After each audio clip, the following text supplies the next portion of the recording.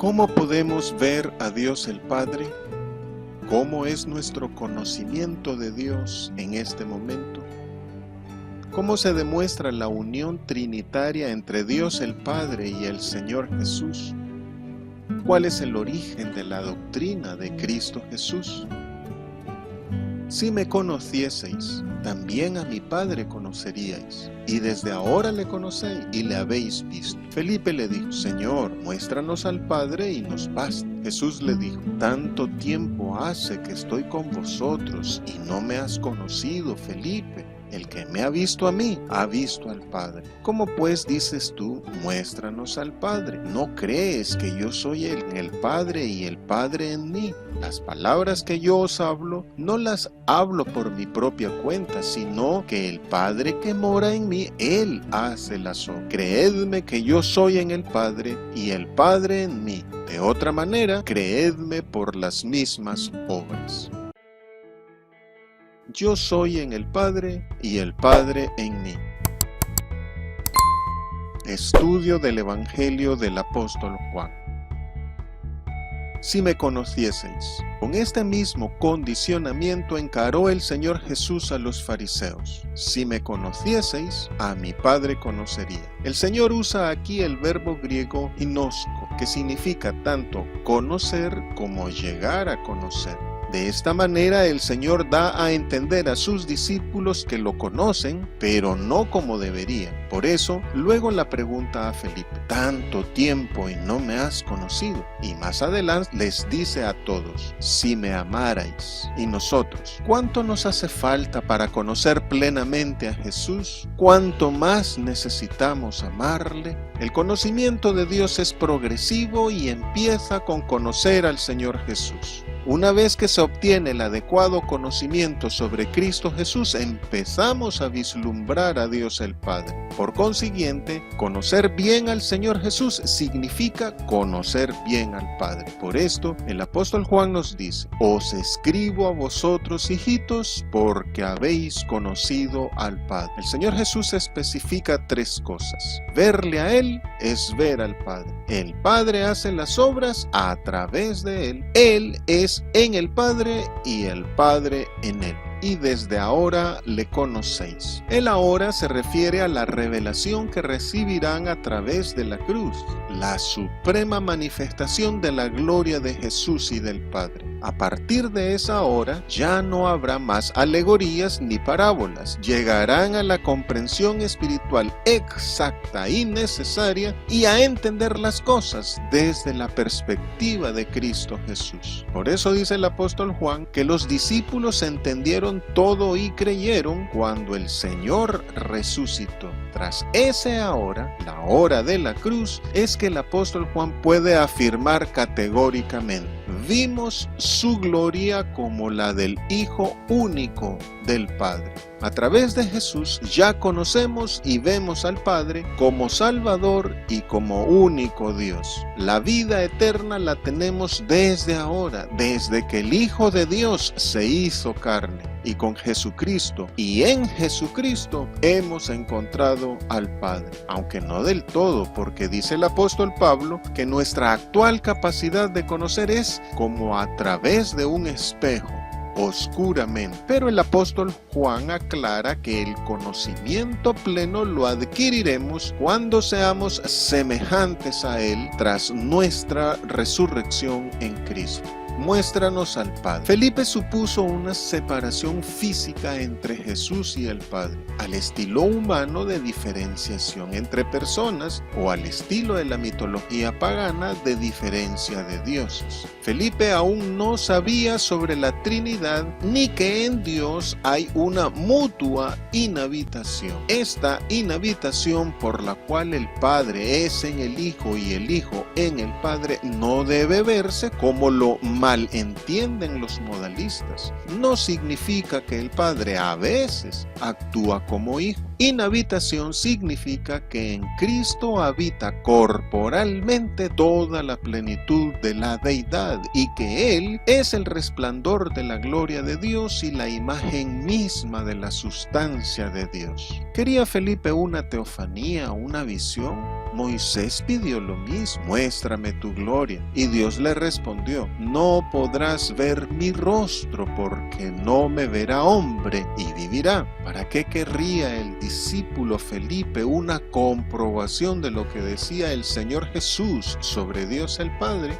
¿Para demostrar que decía la verdad o para que asombrara al mundo, como lo propuso Judas Tadeo? Ya el apóstol Juan había aclarado esto al inicio. A Dios nadie le vio jamás, solo su Hijo único, que está en el seno del Padre, Él le ha dado a conocer. Y aclaró también que nadie subió al cielo, solo el que descendió del cielo, el Hijo del Hombre que está en el cielo. Esto indica que las religiones que ofrecen una contemplación directa de la divinidad como la quinta esencia religiosa no son verdaderas. Los dioses que se dejan ver son dioses falsos.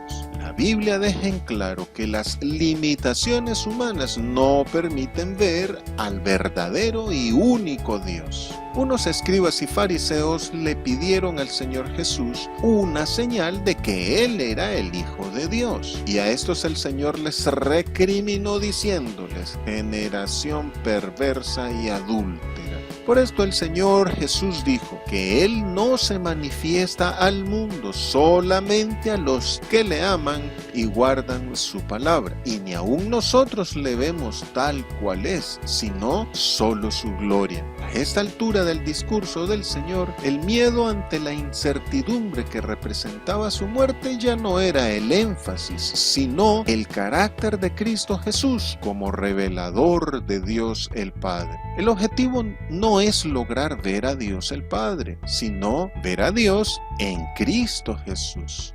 Lo correcto es ver al Señor Jesús como representante plenipotenciario del Padre. Y más aún, la meta también es ver a Cristo en nuestro prójimo. Por eso dijo, por cuanto lo hicisteis a uno de estos mis hermanos más pequeños, a mí lo hicisteis. Hay algunos que quieren conocer a Cristo Jesús buscando al Jesús histórico. Quieren saber qué dicen otros registros históricos aparte de la Biblia y conocer al meramente hombre llamado Jesús. A estos el apóstol Pablo les dice, si a Cristo conocimos según la carne, ya no lo conocemos así. Al verdadero Jesús no se le halla en datos históricos ni arqueológicos, sino en la palabra de fe que predicamos. Tanto tiempo. Esta respuesta del Señor Jesús indica que había incredulidad en Felipe, por eso le preguntó, ¿tanto tiempo hace y no me has conocido? Felipe quiere ver a Dios, aunque al mismo Moisés se le negó. Más adelante el Señor le indica que puede ver a Dios Padre en sus palabras y en sus obras. Cristo Jesús, el Verbo, es el revelador de Dios el Padre y la Biblia entera recopila verazmente y de manera completa esa revelación. El que me ha visto. El culto judío se había convertido en una religión sin conciencia viva y sin identificación con la gente. Y el templo se había convertido en un búnker que atrincheraba a los privilegiados de la jerarquía religiosa. Pero el Señor, al liberar a la ley de la pesada tradición, ha devuelto el carácter amoroso al Padre. Cristo Jesús es el verdadero carácter y rostro de Dios, el Padre. Desde un inicio el apóstol Juan indica que el Hijo ha dado a conocer al Padre y ahora el Señor aclara que no es una revelación teórica meramente. Verlo a Él es ver al Padre, pero no en un sentido modalista que dice que el Padre actúa como Jesús o viceversa. Tampoco en un sentido comparativo de que es como ver al Padre. Ver a Dios el Padre en Cristo significa que hay una unidad de esencia y de sustancia entre Él y Dios. Por eso dice, yo soy en el Padre y el Padre en mí. Cristo Jesús es el resplandor de la gloria del Padre y la imagen misma de su sustancia. Esta unidad de esencia puede ilustrarse con la disposición del tabernáculo. En el lugar santísimo, sobre el arca del pacto que representa el trono de Dios entre querubines, estaba el propiciatorio que representa a Jesucristo. Todos estos elementos, propiciatorio y trono de Dios, están unidos en el mismo componente del arca del pacto, y esto nos ilustra la intrínseca relación entre Cristo Jesús y el Padre. A su vez, en el lugar santo también estaban los panes de la proposición que representan la palabra de Dios, el altar de incienso que representa las oraciones de los santos y el candelabro que representa al Espíritu Santo entre el pueblo escogido, todo lo cual ilustra la unión entre Dios Trino y su pueblo, la Iglesia. ¿No crees? Esta pregunta era de esperarse para los maestros judíos, y es diferente la manera en que lo preguntó a Marta. ¿Crees esto? Al decirle a Felipe, ¿no crees?, hace notar su incredulidad. Y si cambiamos un poco la entonación, parece ser una pregunta de asombro a Felipe. ¿No crees? Con todo lo que ha visto y oído de Jesús y lo que ha vivido desde un principio con él, resulta extraño y decepcionante que Felipe todavía no crea que en Cristo Jesús uno ve a Dios el Padre. Igual que Felipe, nosotros ya debemos saber y creer